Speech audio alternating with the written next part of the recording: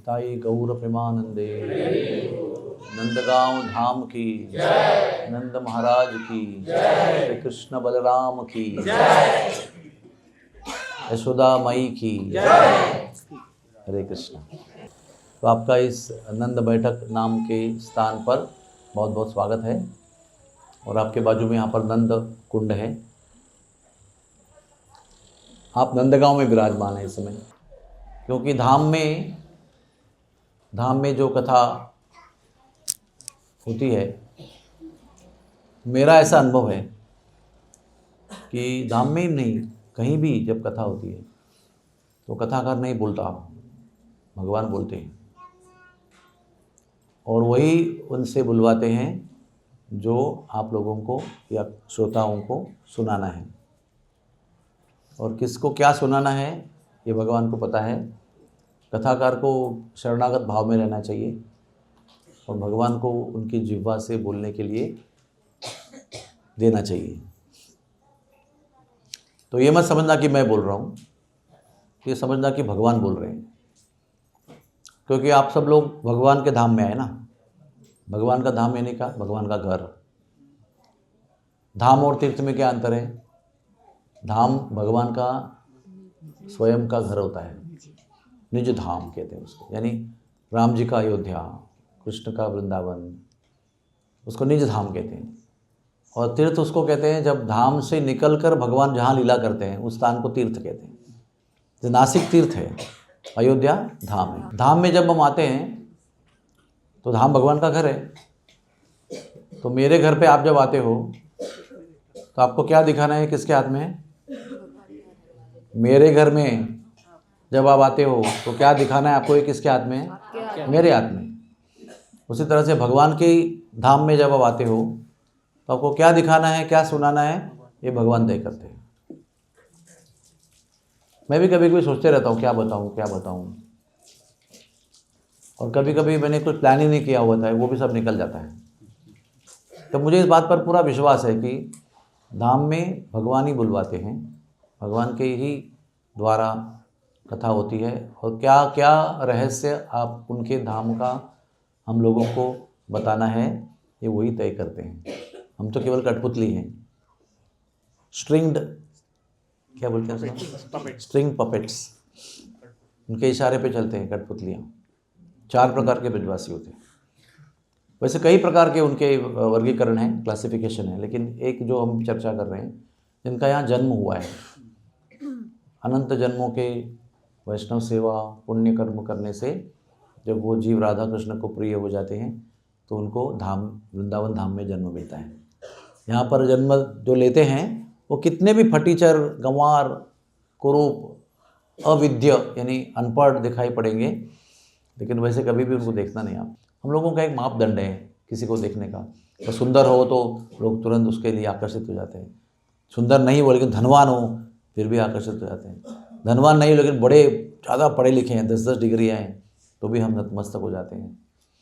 तो कोई बहुत इन्फ्लुएंशियल है, पावरफुल है ना, उसका अधिकार है। समझो कोई पुलिस इंस्पेक्टर आ गया, अभी पुलिस कमिश्नर आ गया, या तो कोई मंत्री आ गया, तो हम लोग सब लोग एकदम अदब से खड़े होते हैं। उसके जो ऐश्वर्य है उसको सम्मान करते हैं हम लोग। इनमें से कुछ भी चीज़ सच्चे ब्रजवासी के पास नहीं रहती, इसलिए भ्रमित होने का बहुत चांस है यहाँ पर, क्योंकि हमारा मापदंड अलग है और यहाँ की महानता अलग मापदंड से गिनी जाती है। यहाँ जन्म लिया यही उनका मापदंड है सबसे बड़ा। दूसरे जो ब्रजवासी है, जो हमारे जैसे समझो बाहर जन्म लिए, कहीं बम्बई में, दिल्ली में कहीं जन्म लिए, तो वो सब छोड़कर रिटायर होकर यहीं पर आके घर लेके परमानेंट रह रहे हैं।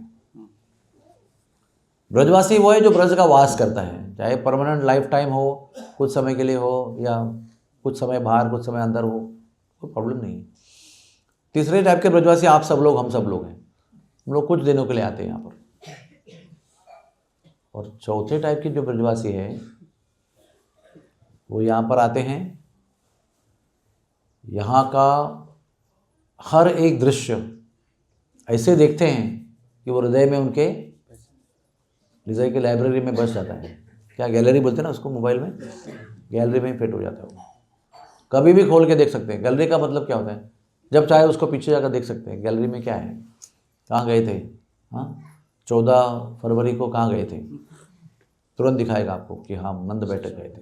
तो धाम को नज़रों से, कानों से, स्पर्श से, भाव से ग्रहण करके वो धाम की श्रुति जो है, कथा, वो भी ऐसे ग्रहण करते हैं कि वो कभी उसको भूलते नहीं हैं। हम लोगों को धाम में जो भी देखना है वैसे देखना है। एक माँ जैसे अपने नए नए बालक को देखती है ना, कभी थकती है क्या देख के? आपको बालक है ना? You also have children right? तो जब नन्ना नन्ना बालक हुआ था तो दिन रात आप उसको देखते रहे, दूध पी के हो गया, भूख लग रही है, सो रहा है, वो देखते रहते हैं, क्योंकि प्रेम है ना उसके लिए, इसलिए उसको ताकते रहते हैं, निहारते रहते हैं, कभी थकते नहीं हैं, क्योंकि प्रेम है उसके पीछे। उसी तरह से भगवत धाम का दर्शन आपको साल में कितनी बार होता है? 2 बार। कम बार होता है। ज़्यादा समय बम्बई में, शहर में बिताते हैं हम लोग, अपना अपना धंधा काम करते हुए। लेकिन धाम में आने का अवसर बहुत कम मिलता है। उसमें भी 4 दिन में, 5 दिन में आप समझो यात्रा में भी आए तो कितना देख सकते हैं? कितनी जगह तो यात्रा पहुंचती नहीं है, क्योंकि इतनी छोटे छोटे स्थान हैं। अर्थात धाम का दर्शन, धाम का वास बहुत दुर्लभ है। जो मिल रहा है आज, वो कल मिलेगा गारंटी नहीं है। दोबारा आओगे कि नहीं वो भी गारंटी नहीं है। हर समय एक आप मापदंड बना देना अपने अंदर। जब भी आप तीर्थ यात्रा, धाम यात्रा करने जाओगे ना, तो हर एक स्थान का दर्शन ऐसे करना कि ये आखिरी दर्शन है हमारा, दोबारा नहीं होगा। होगा तो बोनस, नहीं तो नहीं होगा, ये सोच के चलना है। और वो नहीं होगा, ये अगर सत्य है तो उसको आप कैसा देखोगे कि दोबारा देखने को नहीं मिलेगा? तो कैसा देखोगे आप? हृदय से देखो, सारी चेतना आंखों में एकत्र करके उसको हृदय के पटल में संभाल के रखने का, स्टोर करने का प्रयास करेंगे आप। अगर आपको लगता है कि हमारी आखिरी कथा है तो कैसे सुनेंगे? पूरी आत्मा जो है कान में लाकर सुनेंगे। बाजू वाले को बोल के रखेंगे, मैं बहुत थका हूँ, मुझे जगाओ, नींद आने की संभावना है, तो मुझे सुनना है, शरीर साथ नहीं दे रहा है, नींद आ रही है। कथा सुनने के भी नियम होते हैं बहुत। ऐसा नहीं कि भाई चल रहा है, बैठा हूँ ऐसा नहीं। चातक पक्षी है ना, वो साल में एक बार जब स्वाति नक्षत्र में वर्षा होती है, सारी वर्षा की बात नहीं करता हूँ, ओनली स्वाति जल जो आकाश में गिरता है उसी को पीता है वो। बाकी ज़मीन में कितना भी पानी हो तो प्यासा रहता है। ऐसा सिलेक्टिव है वो, और कुछ नहीं पीता वो।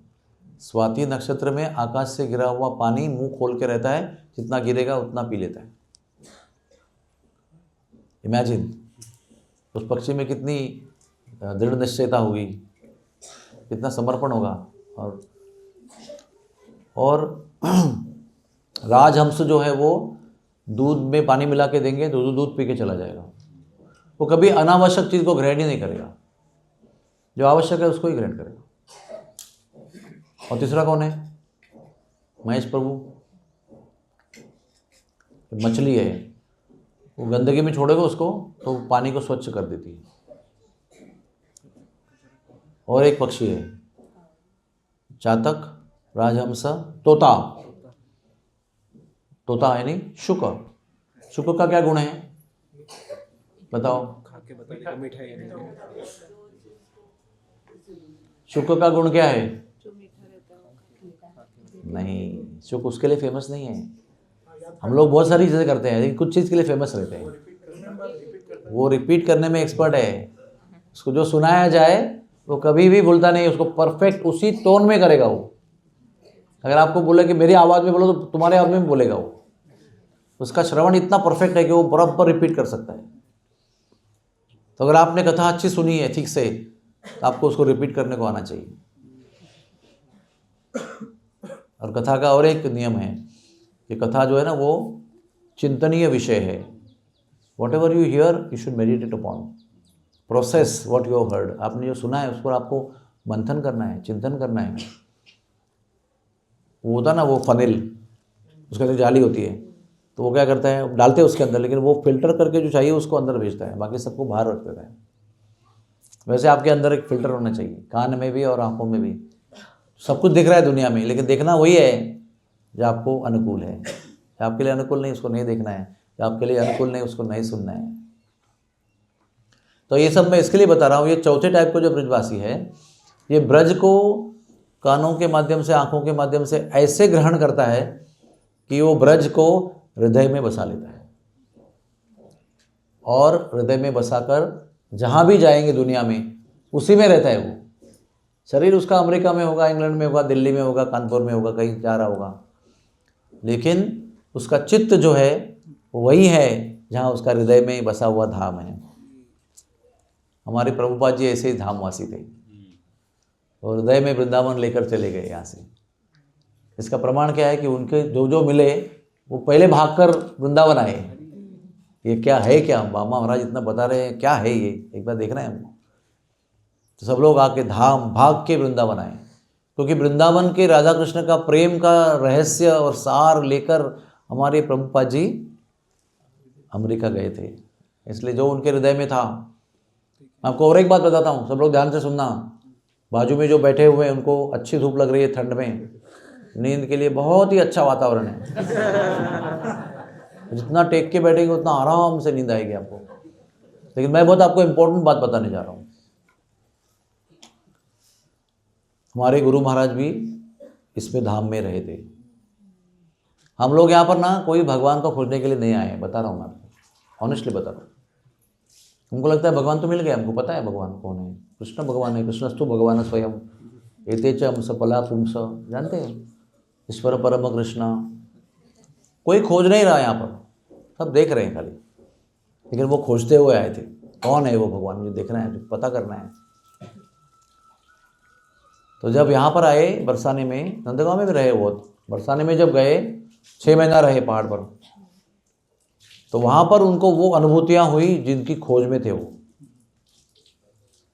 और जब उनको यहाँ से जाने का समय आया ना, तो उन्होंने मुझे बताया, अभी बहुत लेटली बात, एकदम अभी अभी की बात है, मेरे ख्याल से 5 नवंबर के दिन मैं जीव में था, ब्रजवासियों के साथ था मैं।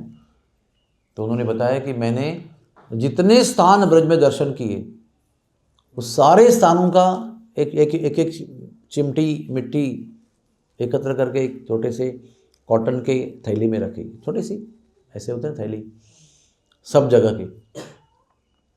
और कहते थे मैं यहाँ से सीधे अमेरिका चला गया था।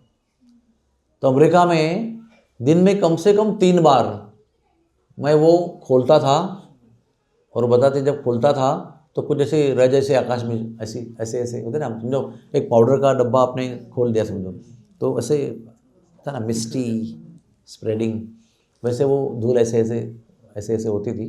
फिर मैं उसको सूंघता था, उसमें एक विशिष्ट प्रकार की सुगंध आती थी। और मैं उन सारे स्थानों का मानसिक यात्रा करता था, जिन जिन स्थानों में मैं गया था। कहते मैं हर रोज़ 3 बार करता था। उसका कारण ये था, उन्होंने बताया कि मैं उसको भूलना नहीं चाहता था, क्योंकि भूलना इस दुनिया में बहुत आसान है, याद रखना मुश्किल है। सब मानते हो इस बात को? खुद रहा याद प्रभु भूल गया, अरे भूलना क्या था और क्या भूल गया, तेरी रहमत को ना भूलेंगे कभी, मैं तुझे भूल गया। खुद रहा याद प्रभु भूल गया। तो याद करना चाहिए, भूलना क्या था और क्या भूल गया। तो उसकी याद रहे, इसलिए वो रोज उसको 3 बार स्मरण करते थे। जिस वस्तु का बार बार चिंतन होता है उसी को हम याद रख सकते हैं। जिस वस्तु के प्रति हमको लालसा नहीं है, अटैचमेंट नहीं है, उसके बारे में हम विचार नहीं करते हैं, उसको हम तुरंत भूल जाते हैं। जो बात हमारे हृदय को छू गई है, जिस पर हम बार बार चिंतन करते हैं, उसी को याद किया जाता है। कभी तन्हाई में बैठे हैं मायूस होकर, तो आप वो बॉक्स खोल सकते हो और उन यादों को ताज़ा करके अपने मायूसी को, तन्हाई को कैंसिल कर सकते हो, रद्द कर सकते हो।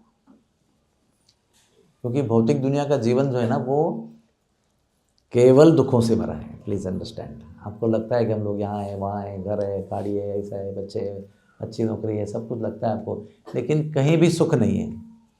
सुख केवल दिखावे में है, बार बार है बस।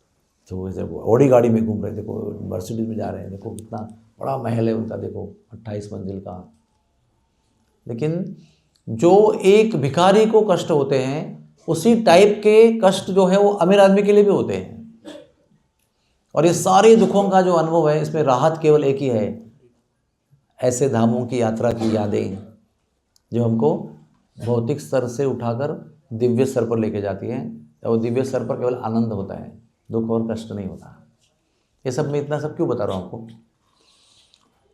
क्योंकि हमको यात्रा में इसी प्रकार से श्रवण और दर्शन करते रहना चाहिए, तीव्रता से करना चाहिए, इंटेंसली दर्शन करते रहना चाहिए। मत्था टेक यात्रा कभी भी नहीं करना चाहिए। मत्था टेक यात्रा क्या, यहाँ गए मत्था टेका, वहाँ गए मत्था टेका, पता नहीं कहाँ मत्था टेक रहे हैं, सब टेक रहे हैं, इसलिए मैं भी टेक रहा हूँ। और बाद में अगर एंड में पूछेंगे कहाँ कहाँ गए, कुछ भी याद नहीं, क्योंकि कुछ सोचा ही नहीं उसके बारे में कभी। आप लोगों को चाहे आधे दिन की यात्रा हो, चाहे आधे सुबह की यात्रा, आधे शाम की यात्रा हो, वो सब कुछ लिखना चाहिए। कहाँ गए हम, कितने बजे वहाँ पहुँचे, कौन सा दर्शन किया और क्या इंपॉर्टेंट पॉइंट क्या था, वो सब आपको लिखना चाहिए। तो आपको ट्रेन में 24 घंटा में 20 घंटा में आपको पूरा रिवाइज करने का मौका मिलेगा। हम कहाँ कहाँ गए, क्या क्या सुना इस 7 दिन की कथा में और दर्शन में, और वो नोट रहेगी, कभी भी उसको खोल कर आप पढ़ सकते हो। तो ही आप कह सकते हो कि आपकी यात्रा सफल है। ऐसा आपने 15 बार आए कैंप में आए होंगे और 15 बार दर्शन किया होगा, सब वेस्ट है आपका, क्योंकि आपने कुछ नोट ही नहीं किया उसको। कभी स्मरण करने के लिए, चिंतन करने के लिए कुछ रखा ही नहीं, तो कैसे चिंतन होगा।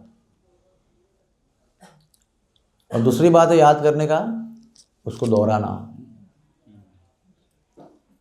दोहरा के आपके दिमाग में, मन में, हृदय में ऐसा बैठ जाएगा कि आप कहीं बटन दबाओगे, रात को 12 बजे उठ के, प्रभु जी उठाओ, नंद बैठ के कथा बताओ, फट करके बताएगा वो। ऐसे होना चाहिए। ऐसे नहीं नोटबुक किधर है पता नहीं कौन से वो बैग में रहेगा, वो माले पे रहेगा, ऐसा नहीं। ऐसा बसना चाहिए कथा मन में कि जब चाहे बटन दबाओ तुरंत शुरू होना चाहिए। संकोच भी नहीं होना चाहिए, अभी नहीं, मैं थका हूँ, अभी नहीं कर सकता। जैसे बोलेगा मौका वहाँ तुरंत बोलना चाहिए, क्योंकि वही हमारे डिलीवरेंस यानी मोक्ष का साधन है। तो जो व्यक्ति कथा करता है, जो व्यक्ति कथा सुनता है ना, वो सबसे बड़ा भाग्यवान जीव है। भगवान का यश का गुणगान जो करता है। तो मैं आपको विनती कर रहा हूँ, अभी कुछ ही घंटों में आपको यहाँ से बाय बाय करना है। तो बाय बाय करने का मतलब क्या है? बाय बाय नहीं करना है, हृदय में बसा कर ले जाना है। तो बाय बाय करने का सवाल ही नहीं है। तो उसमें ही है, तो बाय बाय किसको कर रहे हैं आप, है ना। और ये जो स्थिति है ये भी एक्सटर्नल है कि आप अभी धाम में बैठे हो, कभी आप उधर सेवा कर रहे हो, कभी बरसाने में हो, कभी नंदगांव में हो, कभी नंदगांव के इस स्थान में हो, कभी ये सब टेम्पररी है। ये सब समाप्त होने वाला है, शुरू होगा समाप्त होगा, शुरू होगा समाप्त होगा। यहाँ आएंगे जाने का समय आ जाएगा, वहाँ आएंगे वहाँ से जाने का समय आ जाएगा। हर चीज़ ऐसे ही है। तो परमानेंट क्या है फिर? आपकी यादें, वो परमानेंट है। उसको चाहने पर भी आप नहीं मिटा सकते। अगर आपने उस वैसे उसको याद किया है तो, अगर आपने ऐसे ही सुन लिया है तो यहाँ से स्टेशन तक जाना तो सब भूल जाएंगे आप। मुंबई की बात छोड़ ही दो, 17 साल की उम्र में क्या होगा वो भी भूल जाओ, अभी अभी भूल जाएंगे।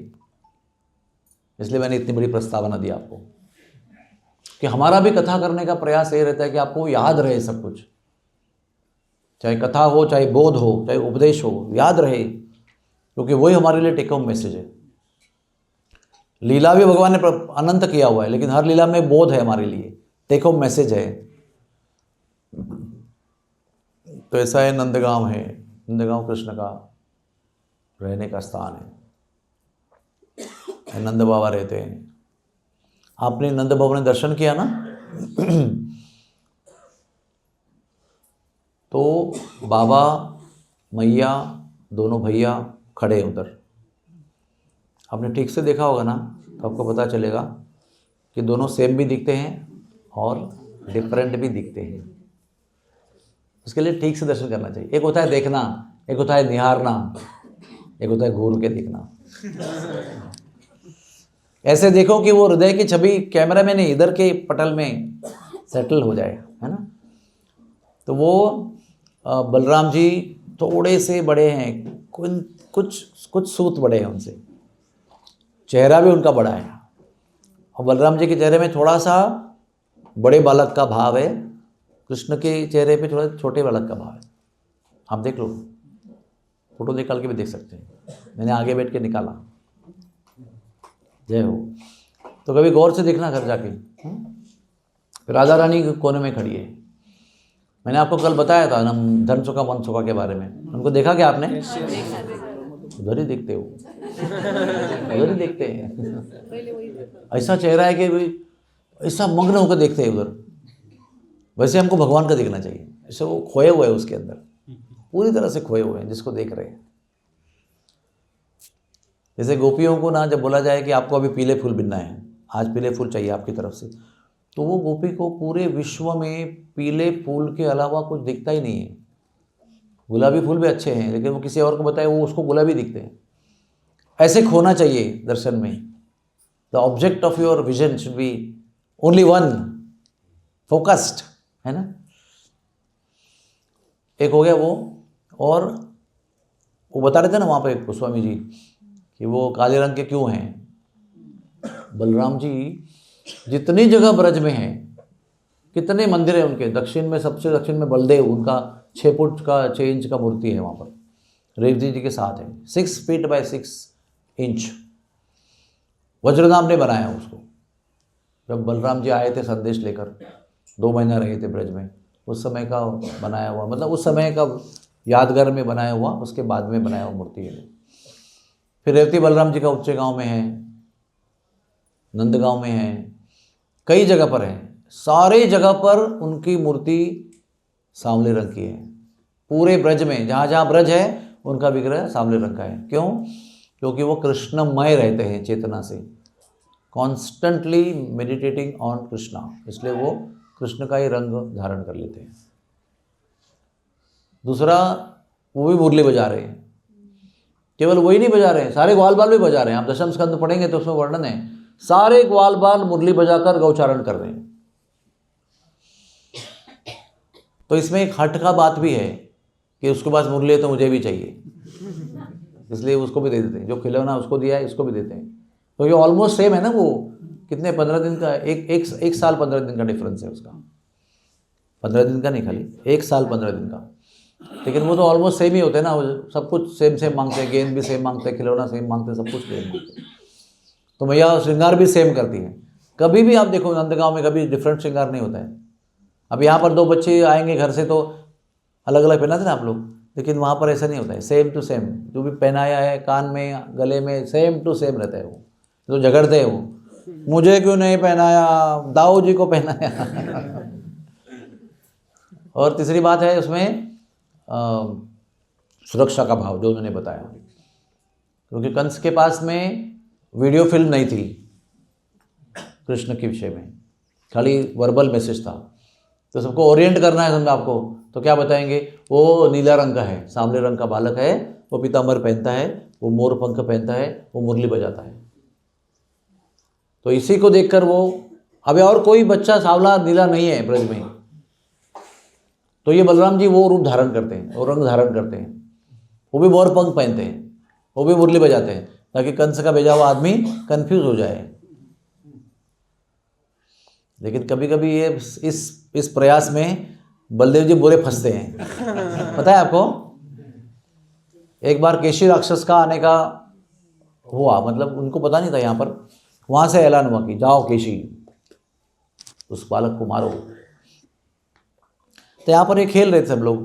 उस दिन बलराम जी ने ना बहुत जिद किया कृष्ण से, अरे कन्हैया तो बड़ा फेमस है, हाँ तेरी मुरली, तेरा मोर पंख जो है वो सब लोग चाहते हैं, तेरा चमत्कार इतना है, एक दिन तेरा पीतांबर मुरली मोर मुकुट मुझे दे दे, एक दिन मैं डोलूंगो, हाँ कृष्ण बन के।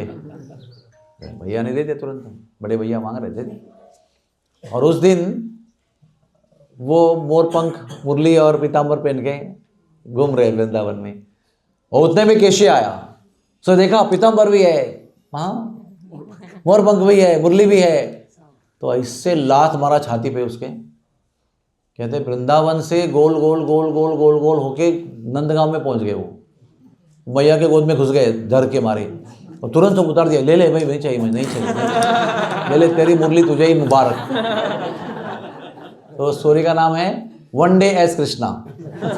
Balram ji one day as Krishna. बहुत महंगा पड़ा उनको वो सौदा। तो फिर कृष्ण ने उसको दोबारा ले लिया और पहन लिया, और फिर जमुना जी के पास गए, फिर केशी आया, फिर भगवान ने कृष्ण को, केशी को मार डाला। तो ऐसा है, लेकिन भाव बड़े भैया का, सुरक्षा का, वात्सल्य का है। बलराम जी के अंदर सारे भाव हैं, शांत रस भी है, दास्य रस भी है, साख्य रस भी है, वात्सल्य भी है, माधुर्य भी है। बताओ, गोपी भी बने हुए वो, अनंग मंजरी जो राधा रानी की छोटी बहन है, उनके घर में बलराम जी जन्म लेते हैं और राधा रानी की सेवा करते हैं गोपी के रूप में, बहुत सेवा करते हैं गोपी भाव में। सो वात्सल्य रस में मैंने कहा आपको यशोदा सबसे टॉप में है। उसके बाद में यहाँ की जो बड़ी बूढ़ी गोपियाँ हैं, जो उपनंद बाबा की पत्नी हैं, अभिनंद बाबा की पत्नी है, सब बड़े, सभी जो गोपियाँ हैं, जो कुछ कुछ युवा है, बहुत युवा, और कुछ थोड़े से बुजुर्ग हैं, बच्चे वाली हैं, तो सारी गोपियाँ का नंबर 2 है वात्सल्य में। नंबर 3 का नंबर है रोहिणी देवी का, और नंबर 4 पे नंद महाराज है। क्योंकि माताओं का वात्सल्य वो माताओं का वात्सल्य होता है, उसको आप कितना भी करोगे ना तो कंपेयर नहीं कर सकते। किसी के घर में अगर जन्म से ही माता का जन्म हो गया, मृत्यु हो गई समझो, और पिता ही दोनों माता पिता बनकर उसका संगोपन करता है, फिर भी वो माता की बराबरी नहीं कर सकता है, क्योंकि माता माता ही होती है।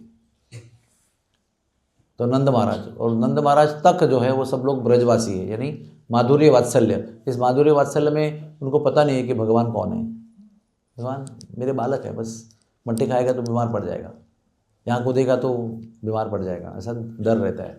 भगवान की अनुभूति नहीं होती है। और उसके आगे जो है वसुदेव, उसके पहले देवकी होती है, उधर भी देवकी का वात्सल्य ज़्यादा है वसुदेव से, क्योंकि भगवान का दर्शन किया ना, कारागृह में जब दर्शन किया तो दर्शन पाते ही चतुर्भुज दर्शन दिया भगवान ने जानबूझ के, क्योंकि पता चले कि मैं विष्णु हूँ, परम भगवान हूँ, आप डरो मत, कंस के लिए इतना डरते क्यों आप। तो दर्शन होते ही वसुदेव का भय जो है वो नष्ट हो गया तुरंत, वसुदेव निर्भय हो गए। लेकिन देवकी फिर भी भगवान को देख रही है, फिर भी बोल रही है नहीं नहीं नहीं, तुम ये रूप में मत आओ, पता चलेगा तो कंस आएगा, तुम्हें मार देगा, तुम छोटा बनकर मेरे गोद में आ, मैं तुमको आंचल में छुपा दूंगी। एक ही सीन है, दो व्यक्ति का रिस्पॉन्स डिफरेंट है, क्योंकि देवकी का प्रेम ज़्यादा गहरा है वात्सल्य, वसुदेव का नहीं, ऐसा नहीं है, लेकिन गहरा ज़्यादा है। 99.98 एंड 99.99 उसमें फ़र्क होता है ना। अब एसएससी के मार्क कैसे होते हैं? 94.60, 94.76, 94.86 ऐसे होता है ना। एक एक मार्क का भी अंतर होगा तो उसमें फ़र्क पड़ता है एडमिशन में। एक एक नंबर में 10-10 लोग होते हैं तो सीट्स चले जाते हैं। कई हॉस्पिटल गया, विनायक हॉस्पिटल, ऐसा होता है वो। तो वैसे ही ये जो चरम सीमा के रस है उसमें भी अंतर होते हैं बहुत। उसके बाद में वसुदेव, देवकी के बाद वसुदेव है, उसके बाद में कुंती है। तो ऐसा ही वात्सल्य धाम है। और यहाँ पर जो लीला है वो मैंने आपको कल थोड़ी सी बताई, आज थोड़ा विस्तार में बताएंगे, ध्यान से सुनना। नंद बैठक की लीला बहुत ही मधुर लीला। जब भी कृष्ण भगवान आते हैं ना, तो मैंने कहा दिन भर वो यशोदामयी एक ऊपर जगह है, वो सब मैं दिखा नहीं पाया आपको, वो उसको कहते हैं यशोदा बैठक, एक छतरी बना कर रखी है, वो सब में टॉप में है, नंद भवन में आज भी वो टॉप में है। वहाँ पर हर 15 मिनट में जाके मैया देखती है, कहाँ है मेरा बालक, कहाँ है मेरा बालक, कहाँ तक आया है, क्या कर रहा है। एक नीचे देखते हैं और एक ऊपर देखते हैं, सूरज कितना ऊपर है, कब ढलेगा, इतना स्लो क्यों चल रहा है, उसको फास्ट चलने को क्या प्रॉब्लम है। बार बार देखते कितना सूरज ढला हुआ है, उसको बहुत उत्सुकता है, वो कृष्ण का विरह सहन नहीं हो रहा है। और जितनी बार वो ऊपर जाती है ना देखने के लिए, वहाँ पर चारों दिशा में खुला है पूरा, आप नंदगांव को पूरी तरह देख सकते हो कंप्लीट, और नंदगांव के बियॉन्ड भी देख सकते हो, खदीरवन तक देख सकते हो, दूर दूर तक उनकी नज़र जा सकती है ऊपर से। तो 15-15 मिनट में जाके देखती है ना, हर बार उसके आँखों से आंसू टपक रहे हैं और स्तन से दूध का वर्षा हो रहा है कृष्ण की याद में। सदैव उनके वक्षस्थल के वस्त्र जो हैं वो दूध और अश्रु से भरे रहते हैं, गिले रहते हैं कॉन्स्टेंटली। जिस कदम पे चलती है वो मार्ग भी दूध और अश्रु से भरा रहता है कांस्टेंट। उनके कहते हैं जो नेत्रों के चषक है, उनके कप जो है वो कभी भी पानी से खाली नहीं रहे, भरे रहे। नीचे का जो है ना आईलिड ऐसा भरा हुआ है, अश्रुओं से टप टप टप टप गिरते ही हैं हमेशा। दुखी नहीं है वो, कृष्ण की याद में अश्रु बह रहे हैं। प्रेम अश्रु कहते हैं, वात्सल्य अश्रु। तो दो चीज़ देखती है। फिर जब समय आता है, सूरज ढल जाता है और अभी आने ही वाला है, तो इतनी उत्सुकता रहती है कि सब गोपियों को, छोटी छोटी गोपियों को भगाते, जाओ जाओ तू जाओ, फल की थाली लेके आओ, फूल की थाली लेके आओ, संदेश लेकर आओ, ये लेके आओ, जल लेके आओ, जो भी है उनकी थाली में। सब गोपियाँ ऐसे खड़ी रहती, फिर थाली लेकर और मैया के पीछे चल पड़ती है। अभी उनकी मुरली भी सुनाई पड़ रही है उनको, क्या आ रहा है अभी, 13 कदम पे पहुँच गया वो। हम कैसे महाराज जी के बारे में, महाराज जी चेकनाके पे आ गए हैं, और चंद्र को फ़ोन कर दो, चेकनाके पे आने फ़ोन करना, फिर वो यू टर्न लेके तो फिर फ़ोन करना, फिर पेंटकर पड़ा में प्रवेश करें तो फिर फ़ोन करना। ऐसे हम लोग फॉलो करते रहते हैं उनको, ताकि हम गेट में आके रेडी रहे, हार वार सब एकदम परफेक्ट सेटिंग रहता है हमारा। तो वैसे कृष्ण की प्रतीक्षा में वो रोज रहती है, दिन रात आगे पीछे जाकर अश्रु और दुग्ध बहाती रहती है। और एंड में उनको ना वो जो भाषण सुनाई पड़ी ना, तो उनको वो रहा नहीं जाता कि हम लोग यहाँ ही बैठे रहेंगे तो वो यहाँ तक आएगा, फिर उसको ऊपर चढ़ना पड़ेगा, बहुत देर लगेगी उसको, उतना देर कौन वेट करेगा। तो सब लोग नीचे आ जाते हैं। तो जो नीचे आ जाते ना, वो ये जगह है, यहाँ पे आके उनकी प्रतीक्षा करते हैं, ताकि उनको पहले ही समझो दादर लास्ट स्टॉप है, तो वो माटुंगा से ही आपको देखने को आ रहे हैं कि उधर से ही दर्शन हो रहा है। प्रतीक्षा की भावना ऐसी होती है ना, एंटिसिपेशन। तो वो ऊपर के बदले में, ऊपर जाने वाले हो जाएंगे, ऊपर नहीं आएंगे तो आप, लेकिन उनको रहा नहीं जाता है, सब लोग नीचे आ जाते हैं। और वहाँ से मुरली बजाते बजाते ठाकुर जी आते हैं, कृष्ण बलराम जी, और यहाँ आके ना एकदम दौड़ के उनके गोद में घुसते हैं। आपने कभी अनुभव किया है? ऐसा धक्का लगता है कभी कभी, इतना बच्चे दौड़ के आते हैं एकदम हाई स्पीड में, सीधे आपके गोद में छलांग मारते हैं। वैसे आके छलांग मारते नंद बाबा के गोद में, और दोनों एक एक गोद में बैठ जाते हैं। आपने अगर ध्यान से देखा होगा फोटो तो उनको पता चलेगा, अगर नहीं देखा होगा तो दोबारा जाके देखना। कभी कभी क्या होता है ना, you see but you don't see, है ना, you see but you don't see. Prabhupad ji ने एक बार कहा you see but you don't see, तो सब लोगों को लगा प्रभुपाद कुछ बड़े रहस्य की सिद्धि वाली बात कर रहे हैं। एक राउंड लिया, उधर ही खड़े हो गए उस जगह पर, बोले you see but you don't see. फिर एक वापस राउंड लिया, वापस उस जगह पर आए और खड़े रहे, बोले you see but you don't see. लोगों को लगा कुछ बहुत गहन बात है, एकदम रहस्यमय साक्षात्कार की कुछ बात है। Prabhupad please tell us what you see what we can not see. वो बोले 8 बज गए हैं, लाइट चालू है। आप देख रहे हो फिर भी आप नहीं देख रहे हो, समझ में नहीं आ रहा है आपको। कोई रहस्य वैसे की बात नहीं है, कोई साक्षात्कार नहीं है, 8 बज गए, लाइट चालू है। वैसे भक्ति में, भौतिक दुनिया में हम आंखों से देखते हैं, और स्पिरिचुअल लाइफ में कानों से देखते हैं। अभी आपने देखा बट नहीं देखा, अभी दोबारा देखो, सुनने के बाद आपको एक ब्लू पैर ऐसा दिखेगा, एक सांवला पैर, एक ब्लू सांवला और एक सफ़ेद पैर दिखेगा आपको ऐसा, क्योंकि एक गोद में कन्हैया बैठे हैं तो उनका सांवला पैर ऐसा है, और एक पैर में बलदेव जी बैठे हैं, उनका गोरा पैर बैठा है। अभी आप बोलेंगे आपने तो अभी तो कहा था कि वो सांवले रंग के हैं। ये सब मुझे पता नहीं है, को कंफ्यूजिंग है बहुत, लेकिन यहाँ पर देखेंगे आपको पता चलेगा दोनों पे ऐसे पैर बैठे बैठे। और क्या कर रहे हैं दोनों, एक साथ बता रहे हैं आज क्या हुआ। तो बाबा कैसे सुन रहे हैं, ऐसे ऐसे ऐसे ऐसे, अच्छा अच्छा अच्छा अच्छा, बाबा मेरी सुनो, बाबा मेरी सुनो। समझो अभी 2 बच्चे हैं, मैया उससे बात कर रही है, और मैया एक को देखते तो दूसरा बच्चा, मैया मेरी सुनो, है ना। दोनों को सुनाना है, और भाई और बहनों केवल दोनों को नहीं सुनाना है, साथ में ग्वाल बाल आए ना उनको भी सुनाना है। सारे एक साथ बात कर रहे हैं, एक साथ सारे प्रवचन दे रहे हैं, एक ही श्रोता है नंद महाराज। सबकी कहानी एक ही है, लेकिन अपने अपने एंगल से डिफरेंट कहानी है। हर एक प्रसंग में आप भी होंगे, कुछ गैलरी में होंगे, कुछ रास्ता में होंगे, कुछ बीच में होंगे, है ना। तो अपना अपना दर्शन अलग है ना, तो आप अलग अलग देखेंगे, कुछ कुछ देखेंगे।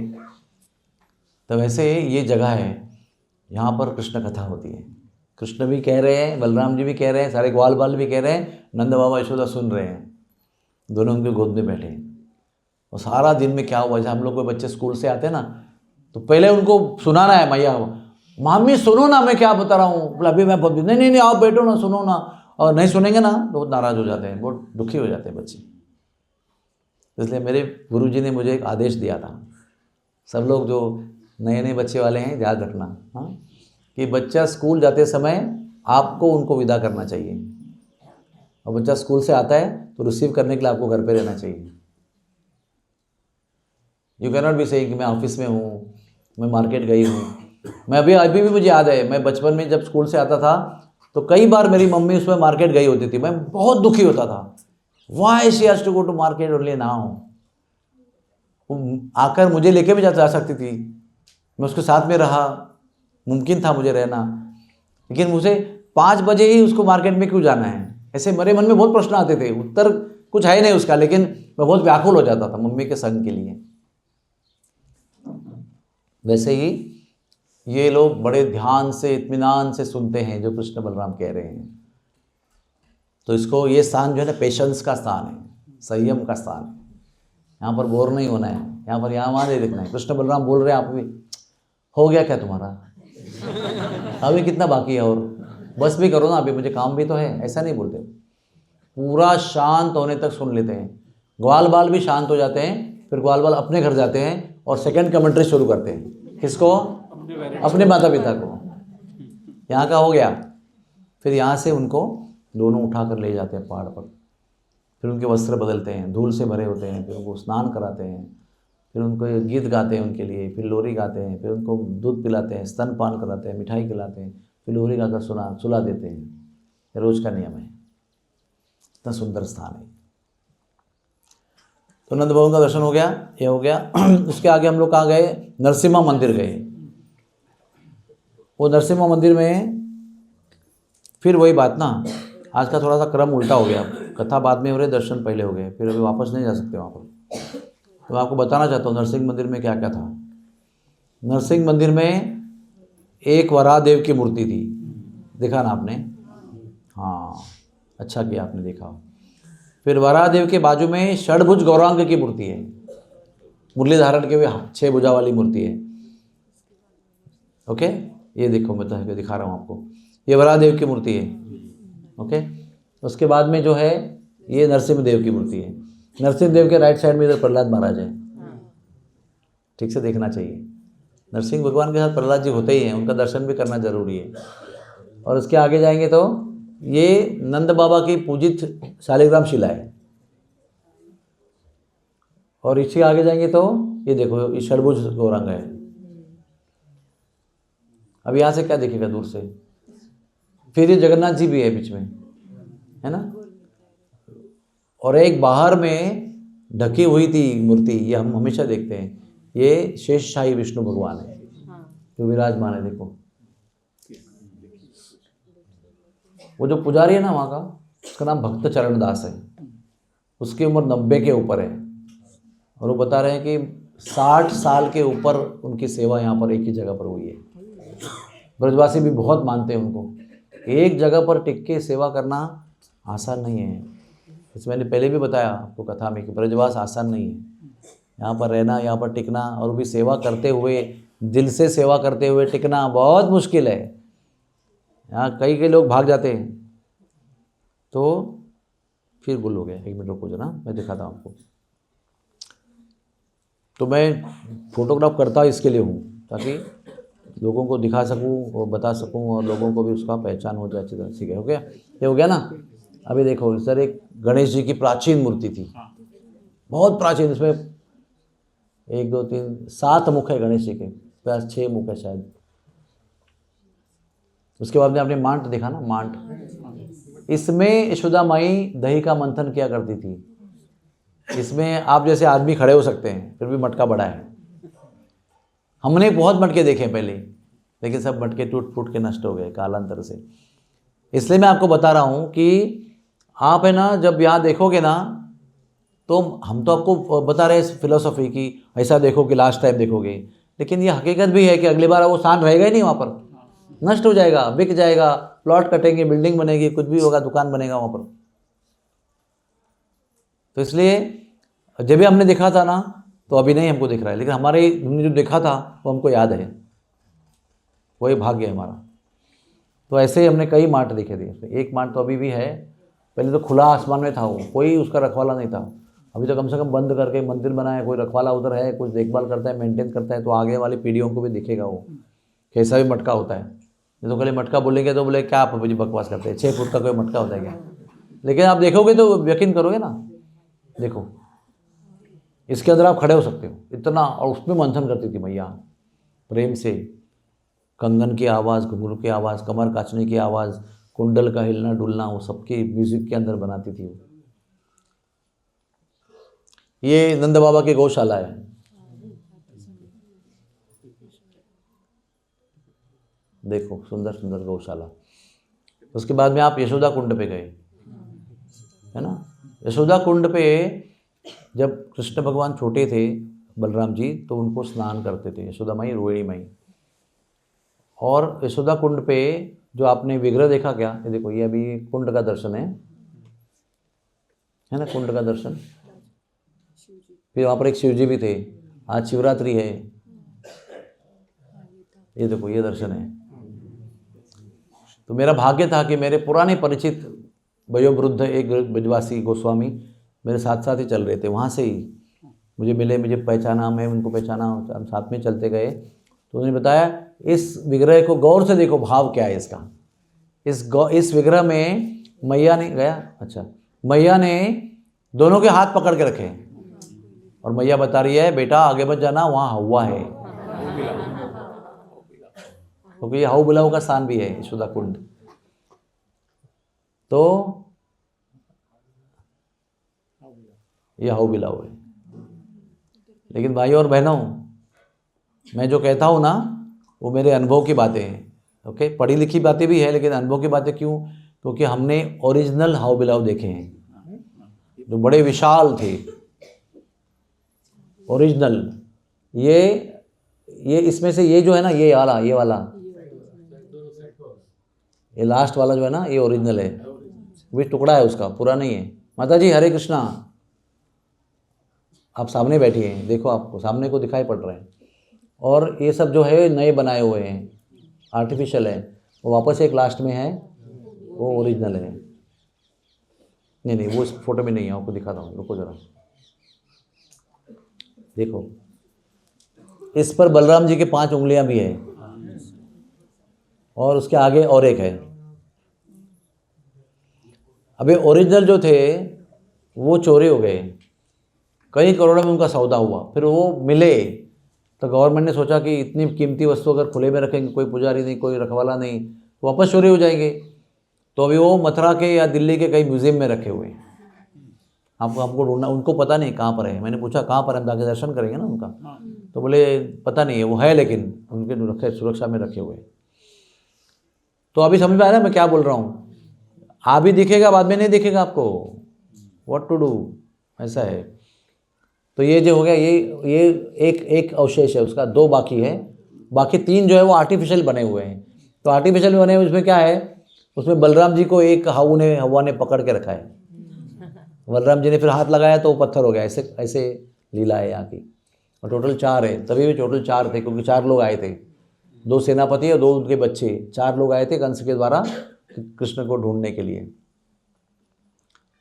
और कहते हैं ये जो पत्थर की शिलाएं यहाँ पर है, ये वो पुरातन काल की शिलाएं हैं, जिसको उन्होंने कुछ तोड़ा वोड़ा नहीं है, उसको मेंटेन करके कॉर्डन करके रखा है, ताकि आपको पता चले कि ओरिजिनल शिलाएं वहाँ के कैसी थी। देखो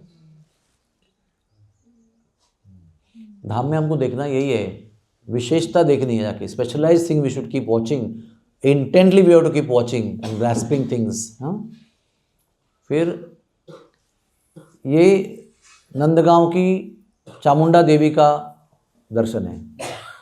इतना अद्भुत दर्शन है, इतना अद्भुत दर्शन, इसमें अनंत चिन्ह है, इसमें चक्र है, इसमें शंख है, इसमें पद्म है, इसमें क्या नहीं है, त्रिशूल है, इसमें हर एक अनंत चीज़ें हैं। वो देखने से आपको पता चले कि दिव्य कुछ है इसके अंदर, साधारण नहीं है, बना बनाया नहीं है। It's not possible to have such kind of situation. और सारी स्त्रियाएँ बहुत मनोभाव से इनको पूजा करते हैं, अभिषेक करते हैं, प्रदक्षिणा करते हैं और चले जाते हैं। और ये यशोदा कुंड है, बहुत सुंदर स्थान है ये एक ज़माने में तो ऐसा ओपन खराब पड़ा हुआ कुंड था, फिर उसका जीर्णोद्धार किया गया, फिर मंदिर बनाया गया, यशोदा के विग्रह बनाए गए। कैसा है ना कि अगर इन विग्रहों को, इन स्थानों को नहीं रखा गया तो स्थानों के साथ लीलाएं भी विलुप्त हो जाएंगी। फिर कोई राधा रानी कॉलोनी बनेगी वहाँ पर, तो किसी को पता नहीं वहाँ पर क्या था और क्या रहना चाहिए। तो इसलिए से सब स्थाने हेरिबो आमी प्रणयी भक्ति संगी, ये एक और चित्रपट है किसका, यशोदा कुंड का।